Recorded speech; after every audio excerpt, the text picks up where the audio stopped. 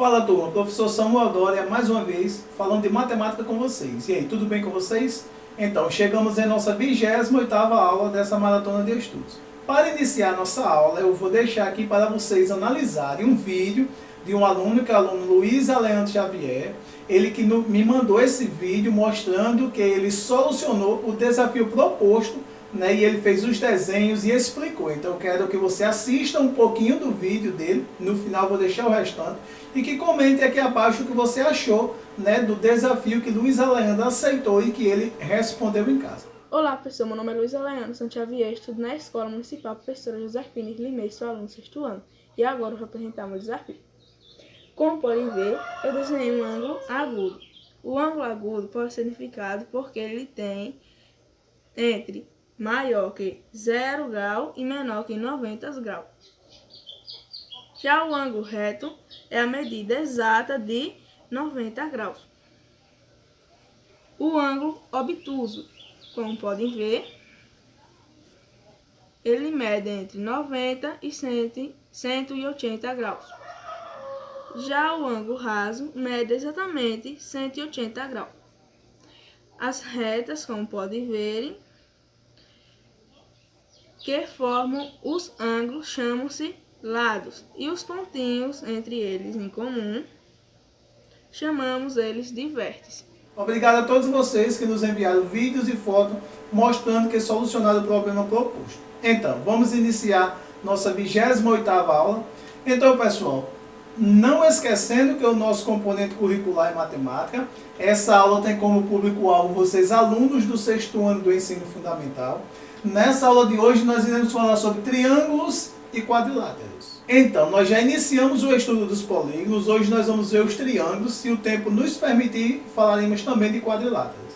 Então, o objetivo dessa aula é justamente esse, classificar os triângulos quanto aos lados e quanto aos ângulos. Então, aí já vou iniciar essa aula deixando um trabalho de pesquisa, que encontra no livro didático de vocês, que é da página 216 e 217.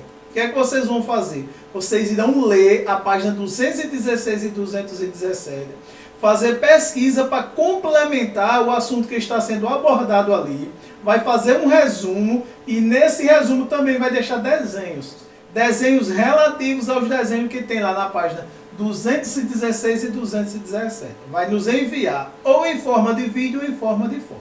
E aí, vocês topam esse desafio, fazer essa pesquisa, esse trabalho, apresentar em formato ou de vídeo ou de fotos. Ou seja, vocês vão estudar o que a página 216 e 217 está relatando, vão fazer um resumo do que vocês entenderam e para complementar esse resumo vai deixar fotos de desenhos, né? Esses desenhos são relativos ao que tem lá nessas páginas 216 e 217. Então, pessoal, para iniciar a nossa aula de hoje, nós vamos ver aqui alguns polígonos regulares, porque nós já vimos, né, os elementos formadores de um polígono. Nós vamos falar rapidamente de polígonos regulares. Então, aqui nós temos um triângulo regular, nós temos um quadrado, que é um quadrilátero regular, nós temos um pentágono, que ele tem 5 lados e nesse caso ele é regular, um hexágono, ou seja, todos esses aqui são regulares, mas muitos deles aqui apresentam-se de forma regular e de forma irregular. Ou seja, tem triângulo regular e tem triângulo irregular. Quadrado só temos regulares. Pentágono nós podemos ter regular e irregular e assim sucessivamente. Então, polígonos regulares são aqueles polígonos em que todos os lados apresentam medidas iguais. Nessa aula nós vamos focar um pouquinho nos triângulos. Então nós vamos iniciar falando dos elementos formadores de um triângulo. Quais são os principais elementos que formam um triângulo? Então, primeiro, nós temos os pontinhos chamados de vértice. Nesse caso é o pontinho A, o pontinho B e o pontinho C. Eles são chamados de vértice. Onde tem pontinho em um polígono tem ângulo. Então, esses vértices, eles são classificados como o encontro de dois lados, duas arestas. Então, por exemplo, o lado AB e o lado CB, eles encontram-se no vértice B. Então, além disso, nós temos ângulos internos, olha, alfa, beta e gama. Nós temos esses ângulos internos e além dos ângulos internos, nós temos os ângulos externos, os ângulos A, B e C. Nós precisamos prestar atenção aqui o seguinte. A letra A, aqui maiúscula, representa o vértice. A letra B, aqui maiúscula, representa o vértice. E a letra C, aqui maiúscula, representa o vértice. A letra A, aqui minúscula, ela representa o ângulo externo. A letra B, aqui minúscula, representa o ângulo externo. E a letra C, aqui minúscula, representa o ângulo externo. As letras gregas alfa, beta e gama, elas representam os ângulos internos. Então, quais são os principais elementos formadores de um triângulo? Vértice, lados ou arestas, ângulos internos e ângulos externos. Tem outros elementos que nós vamos estudar depois, mas os principais são esses. Então, pessoal, como nós estamos estudando os triângulos, nós precisamos classificar os triângulos. A classificação, ela se dá de dois modos: pelos lados e pelos ângulos. Ou seja, nós podemos classificar um triângulo em relação aos seus lados e nós podemos classificar um triângulo em relação aos seus ângulos. Então, nós vamos iniciar classificando em relação aos lados. Esse daqui é um triângulo. E nesse triângulo, veja que os seus lados têm esses tracinhos aqui contidos nele. Esse tracinho indica a unidade de medida. Significa que esse lado mede 2 tracinhos, esse mede 2 e esse mede 2.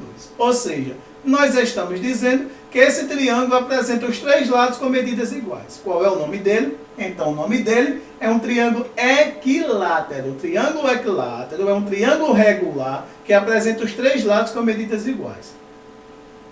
Se ele apresenta os 3 lados com medidas iguais, consequentemente, os 3 ângulos internos apresentarão medidas iguais, pois são os lados que determinam a medida dos ângulos. Aí eu tenho aqui um exemplo de um triângulo equilátero. 3 metros esse lado, 3 metros esse e 3 metros esse. Ou seja, todo o triângulo que apresenta os 3 lados com medidas iguais, consequentemente vai apresentar os 3 ângulos internos com medidas iguais, e o nome desse triângulo é um triângulo equilátero. Equi vem de igualdade e látero vem de lado. Lados iguais.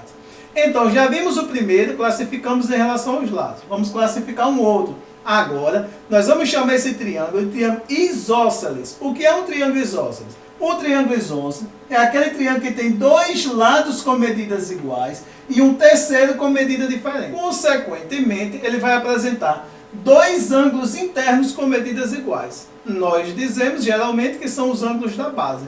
Então, triângulo isósceles é aquele triângulo que apresenta 2 lados com medidas iguais, 2 ângulos internos com medidas iguais. Então, eu coloquei aqui um exemplo onde eu tenho um triângulo isósceles, ele tem 2 lados com medidas iguais a 6 e um terceiro com medida igual a 8. Portanto, ele é um triângulo isósceles. Agora, nós vamos ver um terceiro, que é o triângulo escaleno. O triângulo escaleno é aquele triângulo que apresenta os 3 lados com medidas diferentes. Esse mede 1 tracinho, esse mede 2, esse mede 3. Portanto, aquele triângulo que apresenta os 3 lados com medidas diferentes, consequentemente, os 3 ângulos internos apresentarão medidas diferentes. Aí coloquei também aqui um exemplo. Esse lado mede 4 centímetros, esse mede 8 e esse mede 11.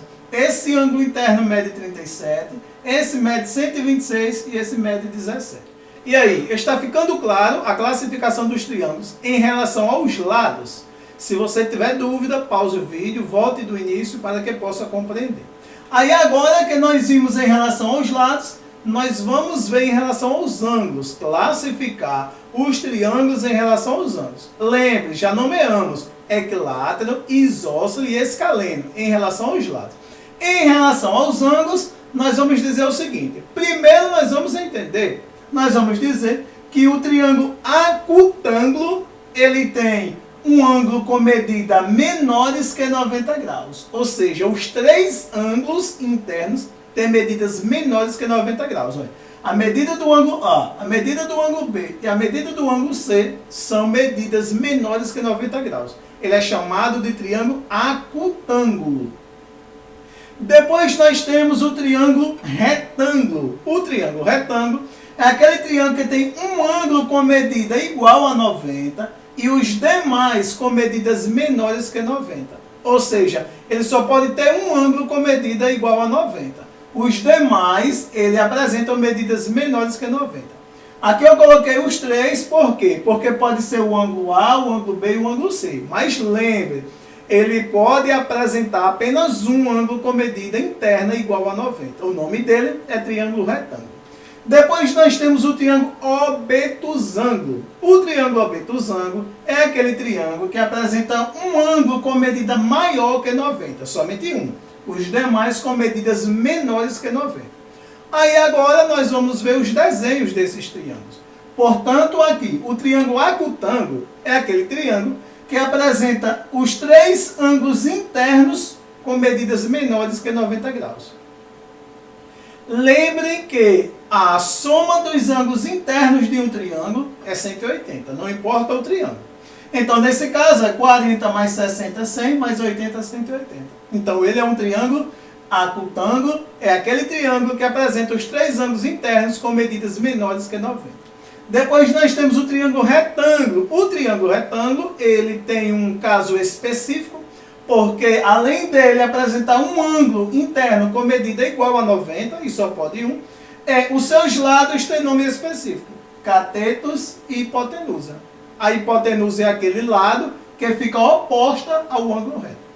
Então, esse é o triângulo retângulo. E depois nós temos o obtusângulo, que é aquele que apresenta um ângulo interno com medida maior que 90 e os demais com medidas menores que 90. Então, pessoal, nossa aula foi simples, espero que vocês tenham compreendido. Nós classificamos os triângulos em relação aos lados e em relação aos ângulos. Se tiver dúvida, se não entendeu, volte o vídeo do início, reveja a aula para que você possa solucionar o problema proposto lá no formulário.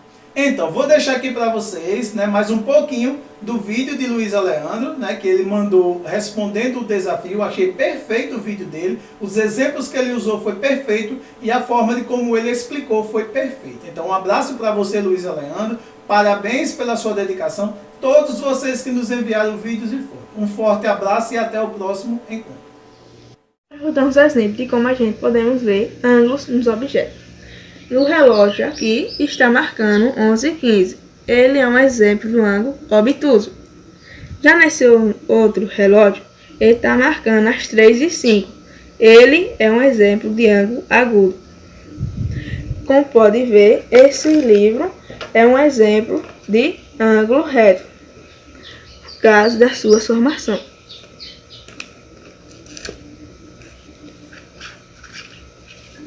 Já o meu transferidor é um exemplo de ângulo raso. E o meu CD e meu outro transferidor é um exemplo de um ângulo completo. Já a tesoura, com ela dá para fazer vários tipos de ângulos, desde pequeno e os grandes.